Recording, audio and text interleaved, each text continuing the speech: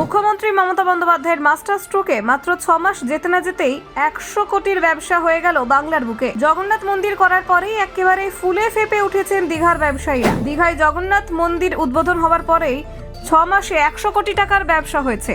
আগে যে এক বছরে ছিল 50 কোটি। জগন্নাথ মন্দিরেই বদলে গেল দীঘার ভাগ্য। এক বছরে পর্যটন আয় দ্বিগুণ, পুণ্যার্থীর ঢল চোখে পড়ার মতো। প্রথম 6 মাসে 1 কোটি দর্শনার্থী দীঘার জগন্নাথ মন্দিরে। দিন শুরু হয় ভক্তদের ভিড়ে। জগন্নাথ মন্দিরে প্রতিদিন আয় হচ্ছে 4 লাখ ছুঁই ছুঁই। মন্দির খুলতেই হোটেল ব্যবসায়ী হু হু করে বৃদ্ধি, বিক্রিতে নতুন রেকর্ড। দীঘা এখন নতুন ধাম। জগন্নাথ মন্দির ঘিরে বদলে গেল পর্যটনের মানচিত্র। 2026-এর মার্চেই ব্যবসা ছাড়াতে পারে 150 কোটি। দীঘার অর্থনীতিতে রীতিবদল। মন্দির উদ্বোধনের পরেই ব্যবসায় অভাবনীয় উত্থান। দেখুন কিভাবে এই কামাল হলো। এই সময় নির্ধারিত হয় যে মন্দিরটি শুধু ধর্মীয় পর্যটনের কেন্দ্র হিসেবে নয়, দীঘার সামগ্রিক অর্থনৈতিক উন্নয়নে গুরুত্বপূর্ণ ভূমিকা নেবে। পরবর্তী কয়েক বছরে প্রশাসনিক অনুমোদন, জমি নির্বাচন এবং অর্থ বরাদ্দের প্রক্রিয়া সম্পন্ন হয়। 2022 সালে মন্দির নির্মাণের কাজ আনুষ্ঠানিকভাবে শুরু হয়। দীঘা শঙ্করপুর উন্নয়ন পর্ষদ এই প্রকল্পের জন্য 20 একর জমি বরাদ্দ করে, যা সমুদ্রের কাছাকাছি একটি উপযুক্ত স্থানে। পুরো নির্মাণ কাজের দায়িত্ব দেওয়া হয় হিডকোকে, যারা রাজ্যের একাধিক বড় প্রকল্পের দক্ষতার সঙ্গে সম্পন্ন করেছে। প্রকল্প শুরু হতেই দীঘায় কর্মসংস্থানের একটি নতুন ক্ষেত্র তৈরি হয় এবং স্থানীয় মানুষ সরাসরি এবং পরোক্ষভাবে কাজের সুযোগ পান। দীর্ঘ প্রতীক্ষার পর 2025 সালে 30 এপ্রিল অক্ষয় তৃতীয়া তিথিতে দীঘা জগন্নাথ মন্দিরের উদ্বোধন সম্পন্ন হয়। উদ্বোধনের দিন থেকে হাজার হাজার ভক্তের ভিড়ে মন্দির প্রাঙ্গণ মুখর হয়ে ওঠে। এই উদ্বোধন শুধু একটি ধর্মীয় স্থাপনার দ্বারোদ্ঘাটন নয়, বরং দীঘার অর্থনৈতিক ও সাংস্কৃতিক রূপান্তরের সূচনা ছিল।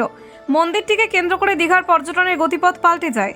এতদিন দীঘা মূলত সমুদ্র ভ্রমণের জায়গা ছিল, কিন্তু মন্দির উদ্বোধনের পর দীঘা এক নতুন ধাম হিসেবে পরিচিতি পেতে শুরু করে।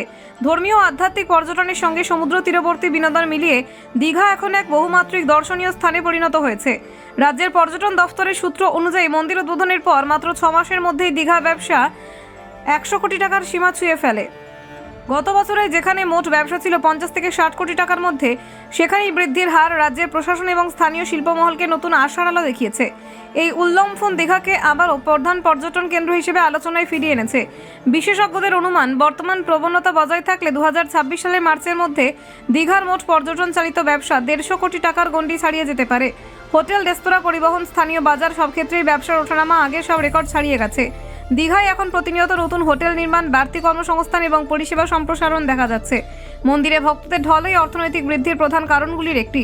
প্রথম 6 মাসে প্রায় 1 কোটি মানুষের আগমন দীঘার সামগ্রিক অবকাঠামো ব্যবহারকে বহুগুণ বাড়িয়ে দিয়েছে। প্রতিদিন গড়ে প্রায় 50,000 ভক্ত মন্দিরে পুণ্যার্থে আসেন বলে জানিয়েছেন মন্দির কর্তৃপক্ষ।